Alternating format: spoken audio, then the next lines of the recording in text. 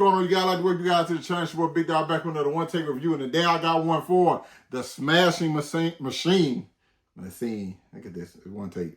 Starring Dwayne "The Rock" Johnson and Emily Blunt. This is a story about UFC legend Mark Kerr and like his troubles with addiction, and he was like, you know, one of the pioneers for UFC, and like, you know what I'm saying, just mixed martial arts in general, you know what I'm saying? Now, I don't know Mark Kerr, and I don't know his story. You understand me? So everything I'm gonna say, I'm gonna have to say it based on just the movie. So I think Dwayne "The Rock" Johnson was phenomenal in this role. Really disappeared in his role. But I don't want to say, oh, he disappeared. He was Mark Kerr. I don't know Mark Kerr, so I can't say that. But what I can say, that wasn't The Rock that I was watching. That was whoever he was playing. That's who he was playing. And if that's not Mark Kerr, I don't know who it was. I don't know who it was, but whatever the person he was playing, goddamn, he played the hell out of him. You know what I'm saying? Now, I say this. I enjoyed the movie. I love the technical aspect. I thought it was some great directing. The look, like I said, the acting. Emily Blunt's one of my favorites of all time. All right, she can't do no fucking wrong. And her and The Rock's chemistry, get the fuck out of here. Okay, they're good. When they're on screen together, they cook. All right, we saw that in Jump Cruise. They just have a natural chemistry between one another that is unbelievable. Toxic as a motherfucker in the movie, though. Now, another thing I'll say, but the story element to me was the part that was lacking.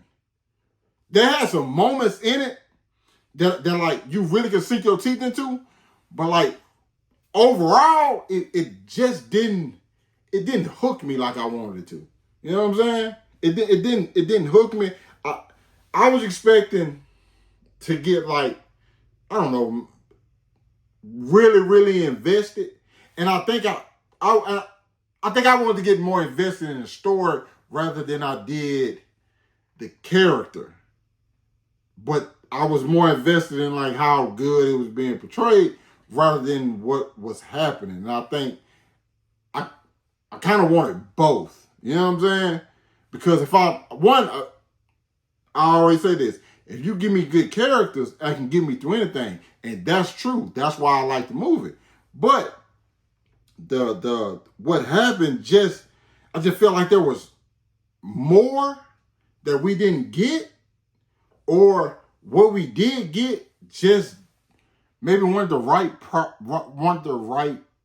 parts, or wasn't enough of the right parts to tell, because it just didn't. I don't know. I didn't feel empty, but I wanted more. You know what I'm saying?